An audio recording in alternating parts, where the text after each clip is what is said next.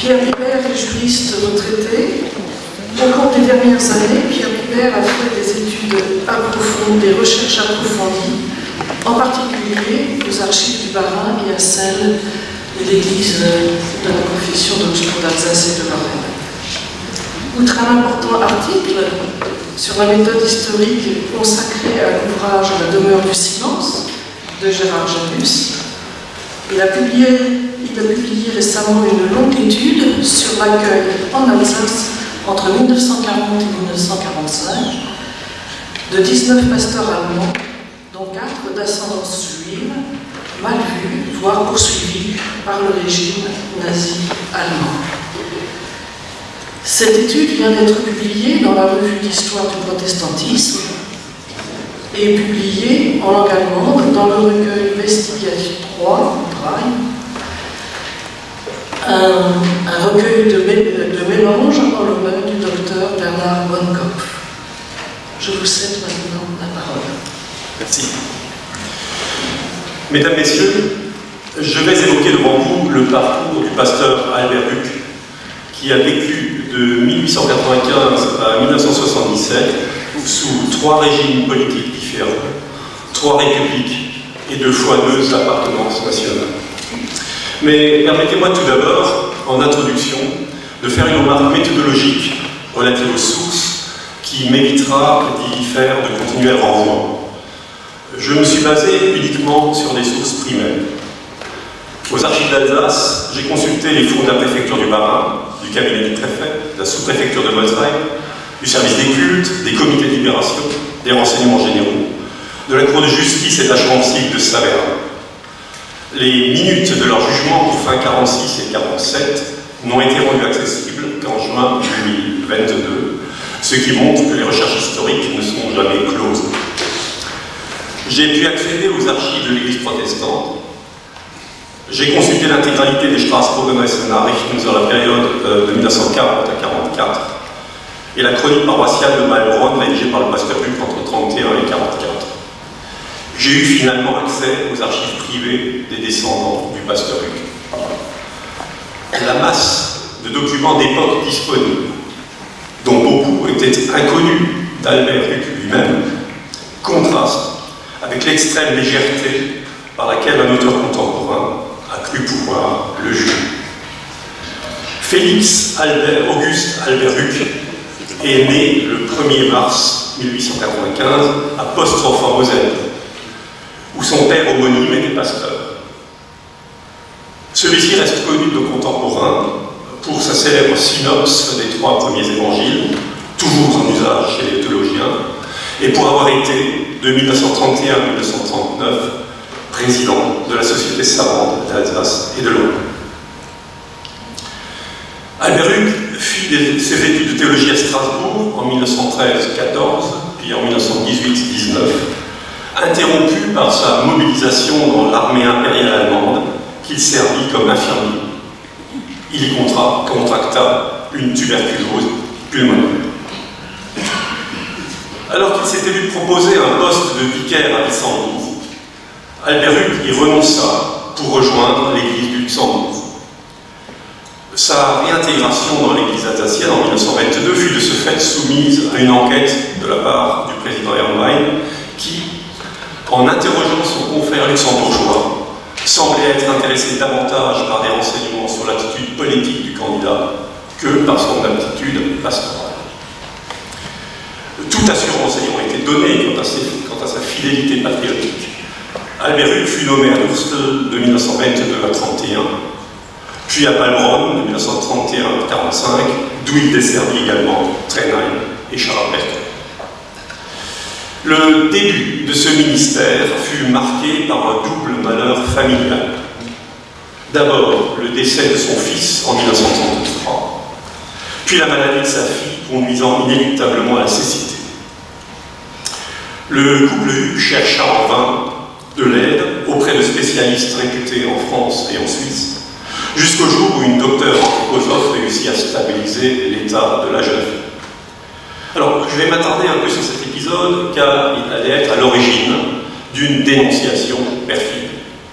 En effet, la pratique praticienne quitta la Suisse pour continuer d'exercer en Allemagne, et la famille Hugues l'a suivie dans ses affectations successives, à raison de 3 à 4 consultations par an.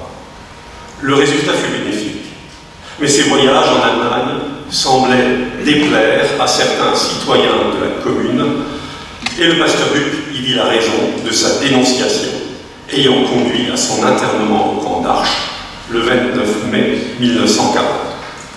Jamais aucun motif ne lui fut communiqué quant à cet internement, ni à lui-même, pas plus qu'aux 461 autres internés.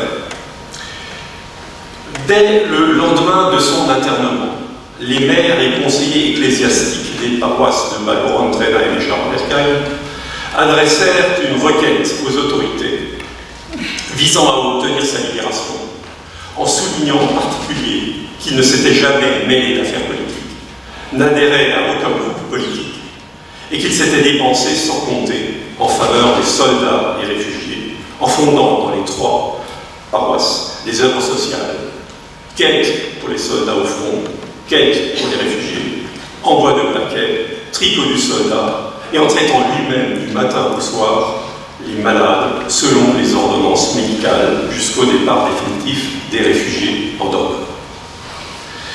La libération des internés par les troupes allemandes le 20 juin 1940 fut accueillie avec soulagement, voire avec joie et espoir par l'ensemble des internés. Espoir qui devait, dans de nombreux cas, plus ou moins rapidement, se muer en doute, distanciation, voire opposition. Cet internement au camp d'Arche de citoyens de tous âges, sexes et catégories sociales sur la base de simples mesures de police, et en dehors de toute procédure de justice, mériterait une analyse plus détaillée, tant ses répercussions sur les individus ont été importantes, ainsi qu'il m'a été donné de le constater à travers de nombreuses biographies. Pendant l'annexion, les internés furent estampillés martyrs de la cause allemande, et après-guerre, cet internement constituait en lui-même un motif de sanction.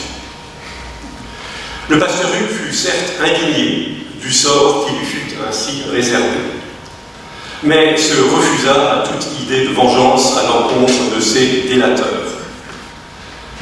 Lors de son premier sermon après sa libération, il déclara en chair « Je pardonne à tous ceux qui m'ont fait du tort, que personne de ceux qui m'ont infligé ce châtiment à moi et à ma famille ne s'inquiète, rien ne leur arrivera de ma part. Je suis chrétien et j'agirai en chrétien. Si dans le monde les peuples se font la guerre, dans notre village, nous voulons vivre en paix. » Porté par l'enthousiasme de sa libération et sensible aux aspects sociaux du nouveau régime, il s'engagea sur le plan local, tout comme son épouse, qui deviendra quant à elle plus tard membre du parti, dans la création de la NSV locale, Secours populaire national-socialiste, et du jardin d'enfants. Accusé à la Libération d'avoir dressé le Parti national-socialiste en sa commune, il réfute ce grief et précise « J'avoue d'avoir assisté à la séance où a été créée la NSV. Je l'ai fait, étant persuadé que c'était une œuvre d'entraide sociale, nécessaire pour soulager les pauvres de notre commune. Je n'y voyais pas le moment politique, mais le moment caritatif, qui se touche avec ma profession. En outre, j'avoue de m'être occupé de la création de l'école enfantine, mais pour les mêmes raisons. Hors de cela, je ne me suis pas occupé du dressement du parti. Il devint également correspondant local des Straßburger Nachrichten. Mes recherches n'ont pas permis de corroborer le titre ronflant de NSV Pressechef dont il est affublé dans le livre de Guggenheim. À aucun moment d'ailleurs, une telle fonction ne lui sera reprochée à la Libération, ni par les autorités judiciaires et les épurateurs, ni par le président du directeur. Comme correspondant local, il a relaté les faits divers communaux et s'est lancé parfois dans la rédaction d'articles plus consistants, dont 3 ou 4 lui furent reprochés lors de l'épuration. Les contributions d'Albert Huck sont signées C.K. Analysons les articles dont on lui fait grief.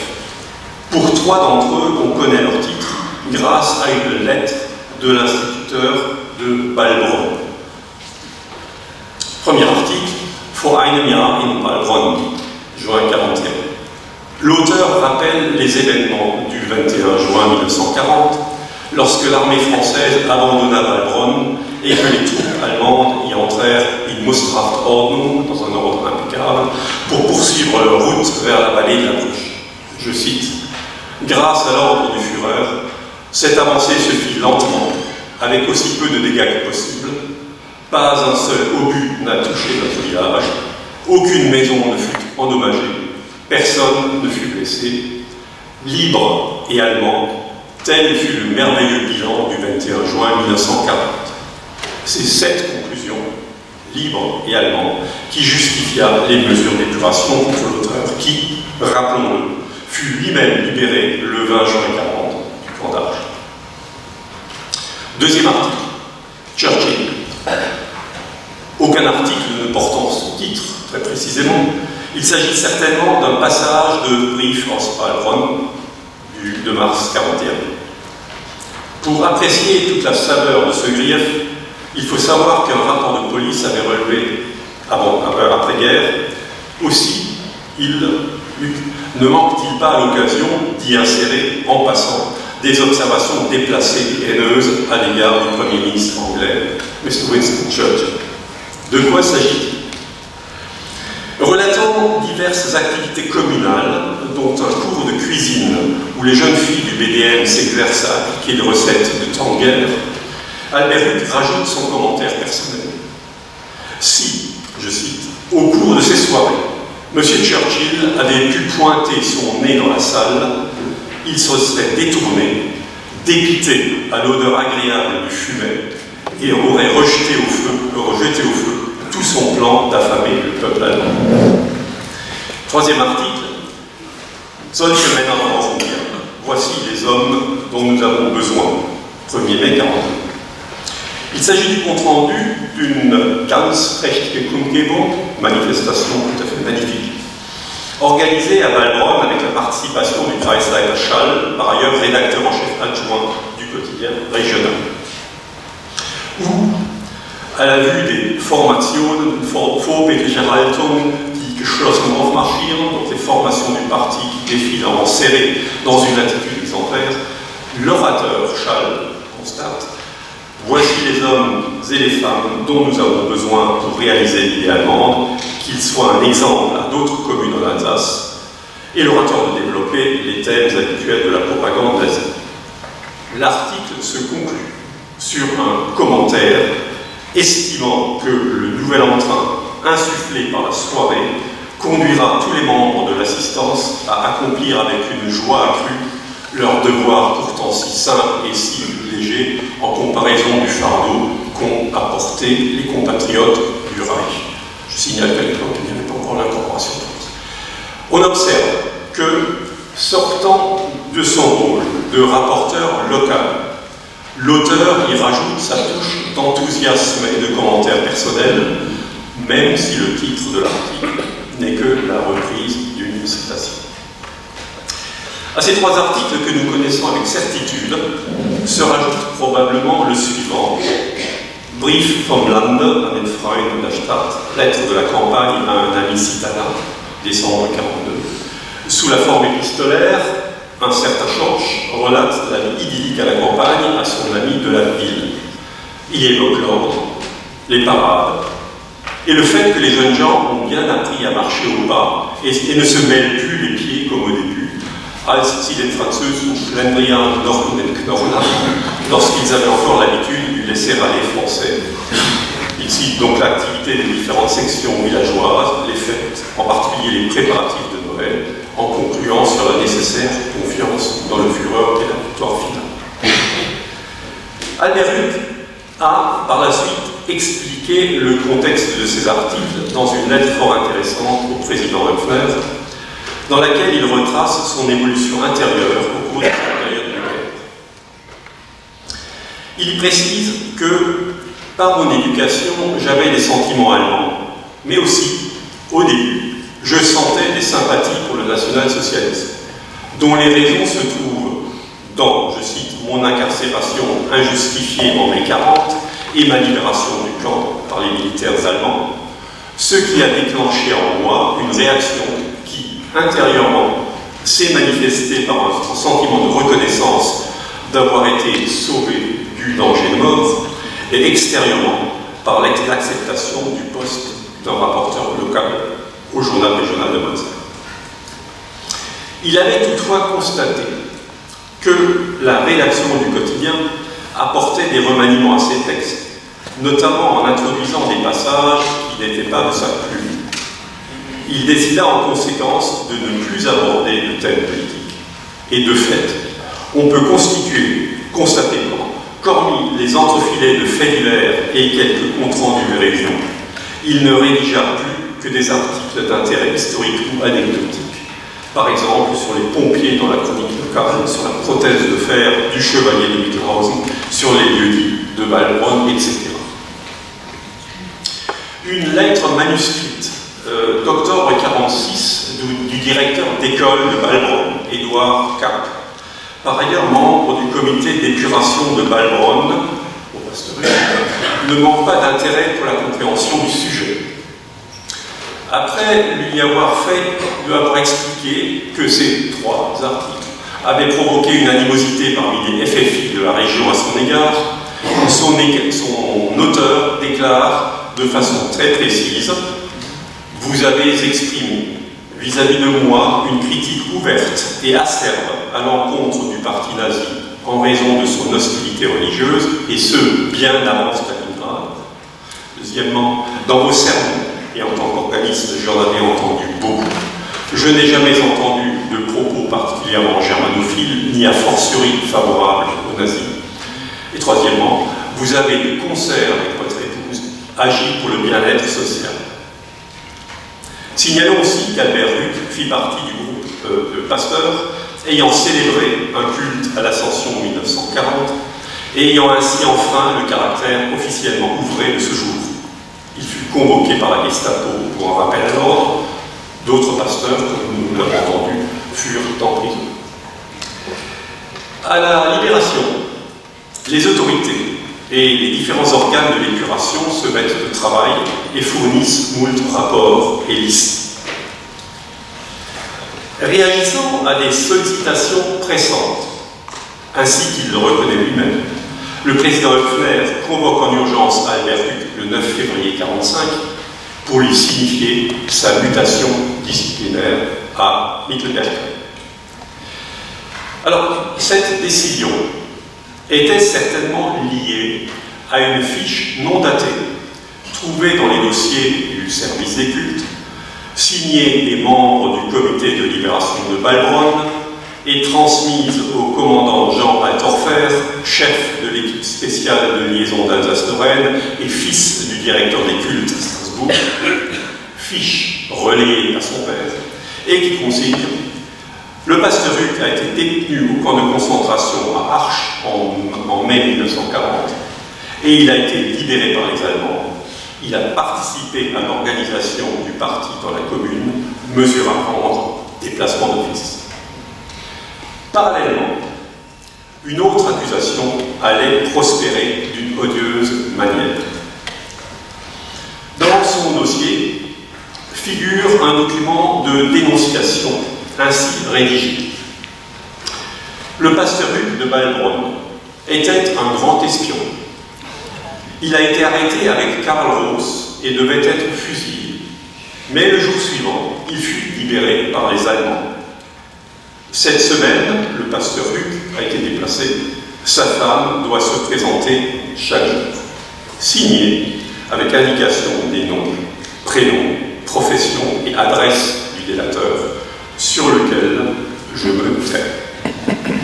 Ce document, bien entendu tout à fait fantaisiste, Albert Huc n'ayant été ni incarcéré à Nancy avec Carlos, ni condamné à mort, a été transmis par le comité de libération de l'arrondissement de Montreuil au président du comité départemental de libération du Bas-Rhin, puis au préfet, avec le commentaire d'accompagnement suivant. Huc aurait été arrêté et condamné à mort dans l'affaire Carlos en 1940. La mesure de déplacement prise par le consistoire ne peut en aucun cas être considérée comme disciplinaire et éviter à l'inculpé son internement. Donc on en demande un peu plus. Et d'ailleurs, tout ça, ça a été corroboré par la police. C'est ce motif qui figure sur sa fiche numéro 731 du comité départemental de libération. Se rajoutait ultérieurement le grief d'avoir eu des relations avec certaines personnalités nazies, entre guillemets. De fait, il s'agit exclusivement des relations avec Robert Ernst, Oberbürgermeister de Strasbourg pendant l'occupation, et René Haus, ancien député autonomiste et Kreisleiter de Hagen. Les pères d'Albert Huc et de Robert Ernst, tous deux pasteurs, se connaissaient depuis leur jeunesse, et les fils se fréquentaient notamment au lycée. Robert Ernst ayant quitté l'Alsace en 1918, Albert Huc n'eut plus de relation avec lui jusqu'à l'automne 1940. Pendant l'annexion, Robert Ernst rendit occasionnellement visite au pasteur Huc, au presbytère, en se rendant à la maison forestière de Delmensforst, où il avait une chasse. En dépit des désaccords, notamment sur la politique anti-religieuse de l'occupant, ces relations permirent au pasteur Huc d'intervenir avec succès en faveur de quelques-uns de ses paroissiens, maintien de l'ouverture de la boucherie du village qui était menacée de fermeture, ainsi que d'autres actions qui seront détaillées plus loin. Quant à René Haus, son épouse et Madame Huc étaient cousines directes. Pour n'éluder aucune question, j'aborderai enfin celle de l'antisémitisme, introduite dans le débat en 2020 par un auteur qui la fonde essentiellement sur le mot de Judenlehrerhäuser contenu dans la chronique paroissiale rédigée par le pasteur Huc entre 1931 et 1944, ainsi que sur le silence de cette même chronique sur la persécution des Juifs. Cette dimension supplémentaire a cela de particulier qu'elle n'est corroborée par aucune preuve, aucun élément objectif qui aurait pu être trouvé dans les nombreux dossiers que j'ai pu consulter. Elle n'a été soulevée à aucun moment dans aucun grief professionnel, dans aucune procédure judiciaire, dans aucune dénonciation, même parmi les plus fausses et les plus malveillantes. Aucun article de presse signé d'Albert Huc ne peut être considéré comme antisémite. Il semble donc essentiellement, voire exclusivement, être le produit de l'intuition psychanalytique de son auteur, qui, invité par moi à conforter sa thèse, n'a pas pu produire de preuves à ses affirmations. Je me bornerai donc à citer Maurice Dreyfus, qui écrivait en 1980 « Soyons sérieux et ne parlons d'antisémitisme qu'à bon escient ». Alors que l'instruction judiciaire se déroulait en arrière-plan, le pasteur Huc prit ses fonctions à Mittelbergheim, où son arrivée fut d'un côté bien accueillie par un grand nombre de paroissiens, comme en témoigne une pétition demandant son maintien, mais fut d'autre part vivement contestée par le maire et son entourage, informé par le préfet des motifs de la mutation. Afin de préparer sereinement la nomination définitive sur une autre paroisse, le président Höpfner lui demande de signer une déclaration de loyauté ainsi formulée. Je promets, comme chrétien et comme pasteur, que je serai toujours et en toute chose un serviteur fidèle et loyal de la France, et je m'engage pour moi et ma famille à observer une attitude en tout point conforme à cette promesse, ce qu'il fit le 2 avril 1945. Une déclaration de loyauté légèrement différente fera 3 mois plus tard l'objet d'une circulaire de Robert Höpfner à l'ensemble des pasteurs. La réponse du pasteur Huc est très émouvante, au point qu'elle sera probablement publiée dans les actes du colloque. Mais à près de 80 ans de distance, résonne aujourd'hui, de la part d'un auteur qui n'a rien vécu de cette période dramatique, un rire moqueur et sarcastique. Je cite, « J'éclate de rire en imaginant la tête que devaient faire les pasteurs de la filière luthérienne pro-allemande au moment de signer un tel engagement. » Parole de pasteur. Enfin, pour apaiser la situation, le pasteur Huc rejoignit Pontarlier dans le Doubs pendant quelques mois, sur Umschulung, selon l'expression même du président Höpfner. À son retour, il fut affecté à Sudouze, où il resta jusqu'à sa retraite en 1970, et d'un président de ce consistoire à compter de 1955. Sur le plan judiciaire, les poursuites contre lui se terminèrent par deux décisions que je tiens à citer intégralement. Devant la Cour de justice de Saverne, le commissaire de la République classa sans suite la procédure d'intelligence avec l'ennemi le 16 septembre 1946 par les motifs suivants. Attendu que l'information n'a pas permis d'établir à l'encontre du Sunomu de charges suffisantes permettant son renvoi devant la Cour de justice, qu'aucun fait de collaboration n'est établi à son encontre et que ces agissements ne révèlent pas suffisamment l'intention de l'inculpé de favoriser les entreprises de l'ennemi, mais attendu que l'auteur de ces faits, soit en raison de son attitude générale à l'égard de l'ennemi, soit par suite des conséquences de ses actes ou relations qu'il a entretenues avec les Allemands ou leurs agents, a apporté une aide directe ou indirecte à leur entreprise et en cours de ce fait les peines de l'indemnité nationale. Attendu qu'au début de l'occupation, le nommé Huc Albert a servi la cause allemande en écrivant une série d'articles dans le journal Les Dernières Nouvelles, louant le régime allemand et critiquant le régime français, qu'il a ainsi fait de la propagande pour le régime allemand, qu'au surplus il avait des relations avec Ernst et Gauss, que tout son comportement était pro-allemand, par ces motifs, conclu au classement de la procédure suivie du chef d'intelligence avec l'ennemi, renvoie le Sunomu devant la chambre civique. Et dans la procédure d'indignité nationale, la chambre civique jugea en octobre 1946, je cite, qu'il est établi que l'accusé a servi la cause allemande en faisant de la propagande pour le hitlérisme, en écrivant dans ce sens plusieurs articles dans les Meusener et en entretenant des relations amicales avec les chefs allemands. Il est cependant exact qu'il a rendu également des services à ses concitoyens, qu'il semble même avoir regretté sa conduite antérieure, que la Cour a estimé que les actes de charité du pasteur Huc peuvent être interprétés comme des actes de résistance et qu'il n'y a pas lieu de lui enlever sa position, le déclare coupable de l'indignité nationale, cependant le déclare excusé et le relève de l'indignité nationale. Sur la forme, j'observerai que le formulaire préimprimé du jugement ne prévoit que le cas de culpabilité et que toute autre décision doit faire l'objet de ratures et surcharges. Au-delà des destins individuels concentrés dans ces jugements, l'historien peut être amené à s'interroger sur le caractère standardisé et massif que révèlent ces paquets de minutes rédigés sur des formulaires préimprimés. Avis au chercheur. On notera en résumé que les lourds griefs avancés pour justifier sa mutation d'office se sont totalement évaporés.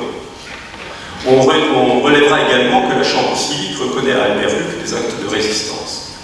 Pour le détail de ses nombreuses interventions, il est renvoyé à son rapport d'après-guerre, corroboré par d'autres sources, comme par exemple le pasteur Renz, président du comité de libération de Schirmeck, dont les différents cas sont les suivants: rapatriement d'enfants du village soumis au Reichsarbeitsdienst, interventions multiples en faveur de personnes incarcérées ou menacées de condamnation, voire de déportation, telles que les populations francophones du Mont-de-la-Roche, soutien à des déportés du travail français en Allemagne, aide à des déportés polonais et des travailleurs russes, ce qui était strictement interdit, intervention en faveur de ses confrères Suffert, menacés de déportation, et Rosenstiel, inculpé devant le Zornkotrich, etc., etc. À Sud-12, quelques années plus tard, en 1949, un nouveau signalement conduisit la gendarmerie à faire une enquête à la demande du préfet, afin de connaître avec précision son comportement général du point de vue national. Je cite.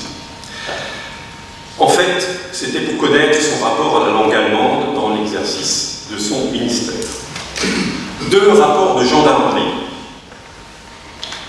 ou des renseignements généraux plus spécialement, purent toutefois rassurer le préfet en précisant, avec ces tournures si particulières, caractéristiques des rapports de police, que, je cite, « Monsieur Hugues se tient correctement au point de vue national et que jusqu'à présent, aucun geste dans son comportement n'aurait pu choquer les bons éléments du village.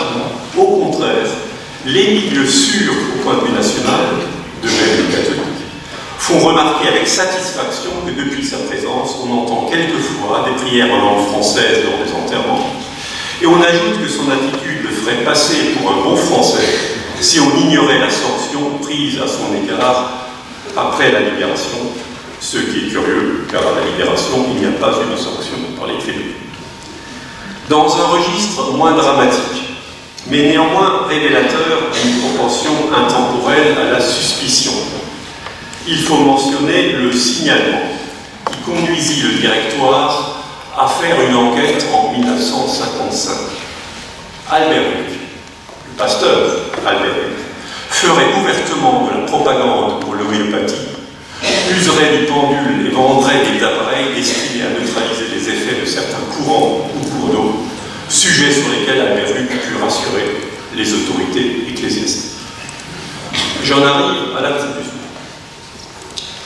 À 4 reprises au cours de sa vie, Albert Huck fut dénoncé ou signalé pour des raisons fort diverses. En l'an 2020, 3/4 de siècle après le conflit le plus meurtrier de l'histoire, il a été désigné de façon calamiteuse par un auteur croyant faire de l'œuvre utile à la faveur d'un récit croisant sa propre cure psychanalytique avec des personnes ayant réellement existé. J'espère avoir pu montrer à travers les œuvres et les malheurs de ce parcours de vie, tel que beaucoup d'Alsaciens, souvent de camps opposés, ont pu le vivre en d'autres circonstances, qu'un retour aux sources historiques, qu'une plongée dans la réalité et les tensions d'époque révolues permettrait non de nous conforter dans un rôle de juge, mais au contraire d'aborder la complexité du vécu avec humilité, tout en nous gardant, selon l'expression de Lucien Gerfagnon, de transférer dans le passé des certitudes présentes.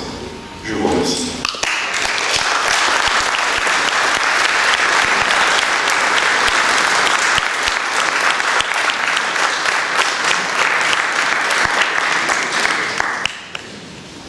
Merci beaucoup pour votre intervention, pour votre exposé.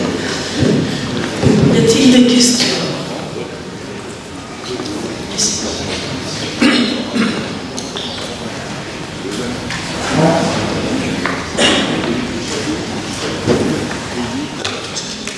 Christophe Huck. Merci Pierre Muller pour ce rétablissement de l'histoire et ce travail fourni qui vous a permis d'accéder aux documents nécessaires afin de corroborer vos dires et par là même faire un travail d'historien. C'est un vrai rayon de soleil pour moi. Je reviens 3 ans en arrière lorsque Gérard Janus me fait parvenir un mot où il indique que dans la demeure du silence, il est surtout question de la chronique qu'a écrit mon père, le pasteur. Là, je m'inscris dans une autre chance que celle dont parlait le pasteur Janus hier, celle de la 2e génération. Ouais, super, il a fait un travail où il parle de mon père et des difficultés qu'il a rencontrées. Et ce, pendant cette période, je hurle à la lecture des premières pages, puis de quelques extraits. Calomnie, erreur de lecture, procès d'intention, excès d'interprétation.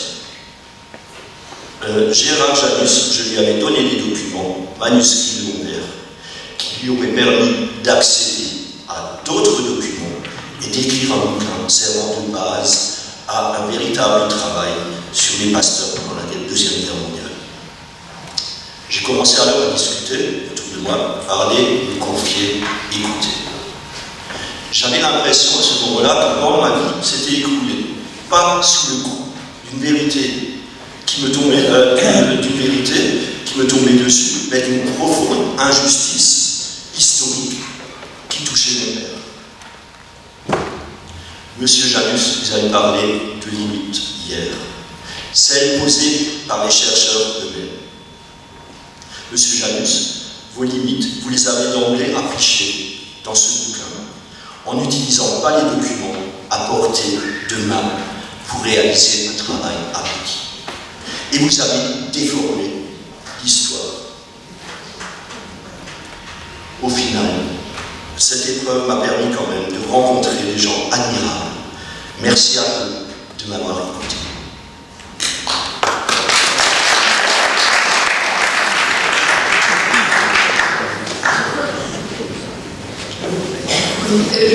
Sylvia Becker. Donc, moi, je suis tout à fait intéressée par l'exposé que vous avez fait, parce que je crois qu'effectivement, ça montre très bien ce qu'on peut appeler c'est pas du noir, c'est pas du blanc, c'est du gris. Parce que je suis quand même frappée, parce que ce qu'a dit hier Frédéric Dufour m'a beaucoup interpellée, en parlant du manque de lucidité. Et je crois qu'il y a un certain nombre de personnes qui ont manqué de lucidité.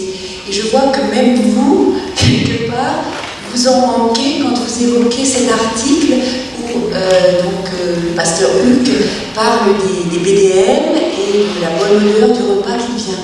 Or, moi je ne sais pas, ce que je sais des BDM, c'est que ces jeunes filles, on ne leur demandait pas leur avis, elles devaient donner un service d'au moins d'une année sans être absolument rémunérées. Il y a eu des scandales avec on leur a donné, on leur a fait prendre des pilules et je ne sais plus quelle horreur qui ont été données à ces personnes. C'est quelque chose qui est absolument incroyable. Et moi je comprends, on peut quand même se poser la question, comment quelqu'un peut mettre ça en avant en disant que c'est du bien-être social.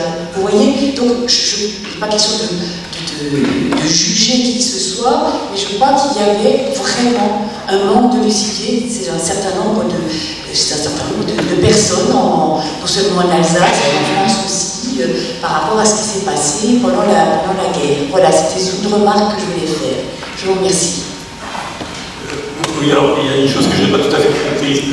Le manque de lucidité, est-ce que vous le rapportez également à ma personne? Ah non, je ne parle pas de vous, mais je dis simplement quand quelqu'un... Je croyais avoir compris. Non, pas du tout. Mais je veux dire que si ce pasteur Huck avait beaucoup de disons, trouvé que c'était certainement, je veux bien le croire, un besoin, disons, il fallait que socialement les gens soient bien, mais de là à promouvoir le BDM, à ce que sa femme adhère au nazisme, il y a quand même des interrogations.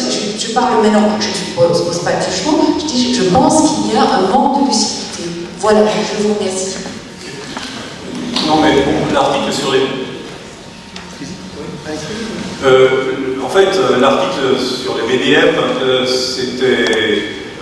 je veux dire, il n'y avait aucune approbation de sa part dans cet article-là, hein, en particulier. Non, mais attendez, il est rapporteur.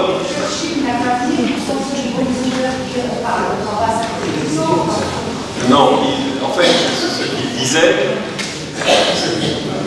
qu'il disait, c'est qu'il mettait en rapport comment dire, cette soirée et la position de Churchill par rapport à la politique concernant l'Allemagne. Enfin, voilà.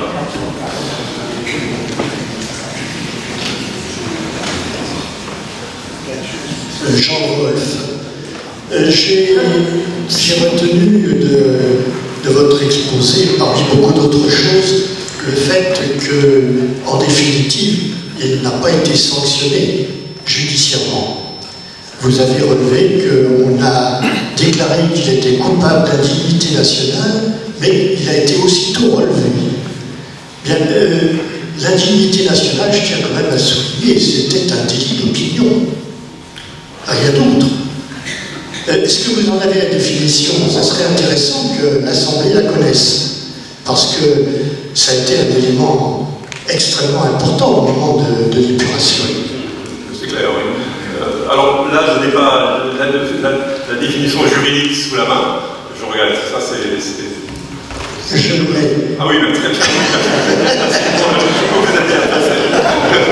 Très bien, très bien. Alors, je dirais, est coupable d'indignité nationale toute personne qui, postérieurement au 18 juin 1940, soit sciemment apporté en France ou à l'étranger une aide directe ou indirecte à l'Allemagne ou à ses alliés, soit porté atteinte à l'unité de la nation ou à la liberté des Français ou à l'égalité entre eux.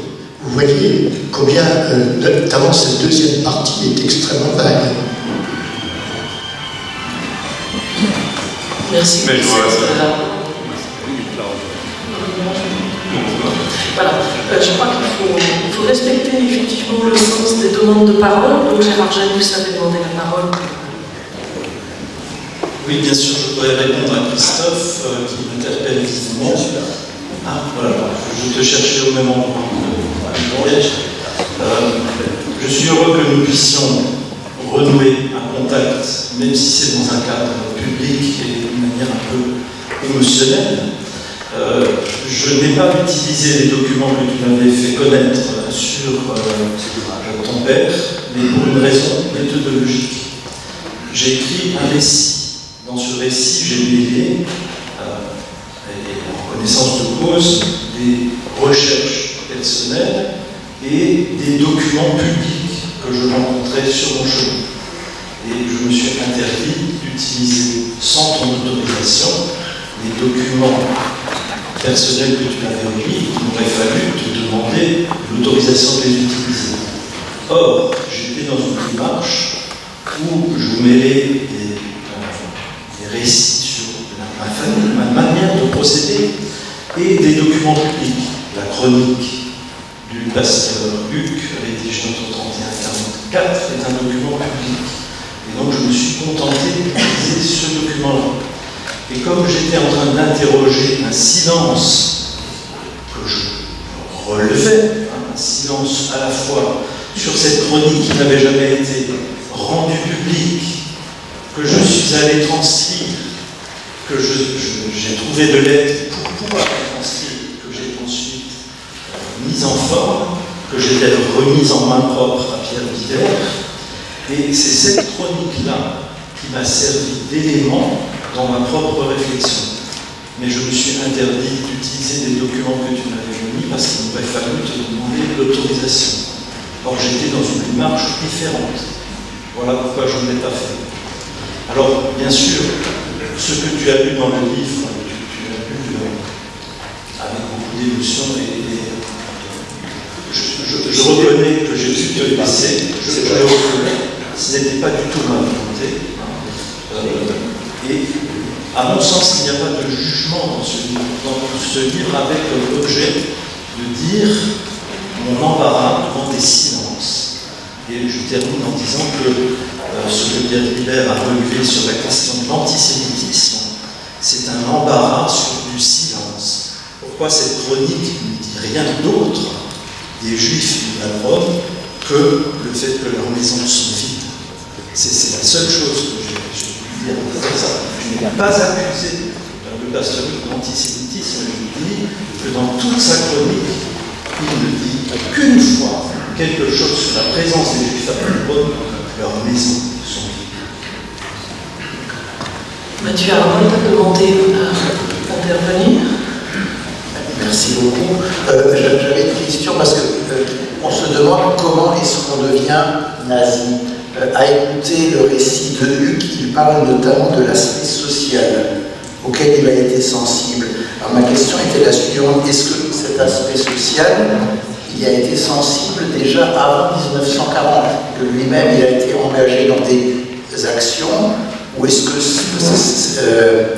Et puis la deuxième question, c'est celle de son épouse. Est-ce qu'on en sait davantage sur les motivations de son épouse, sa culture, etc.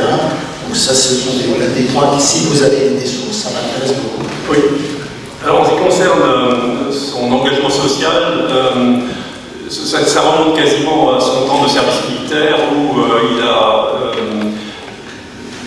d'abord développé le goût pour il a trouvé sa vocation pour le métier d'infirmier, première chose.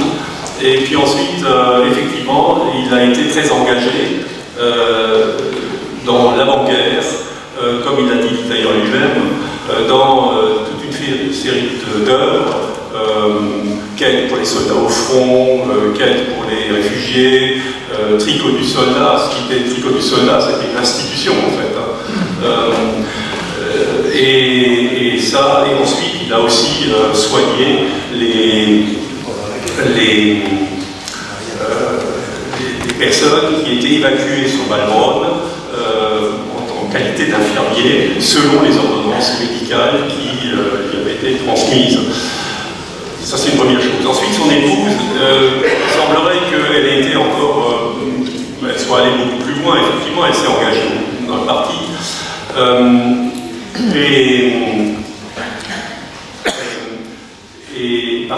Et elle était motivée par les mêmes raisons, en fait. Il n'y avait, je pense, pas d'autre dimension, ce qui fait d'ailleurs qu'elle-même n'a pas été poursuivie, puisque même la commission de criblage a estimé qu'il n'y avait pas lieu de poursuivre contre elle. Oui, vous devez me dire au terme d'épuration. Voilà que le côté allemand, on avait cherché une race pure. Voilà que le côté français, maintenant, on cherche l'épuration. Qui peut me dire la personne qui a inventé ce mot et quelle pureté on a cherché?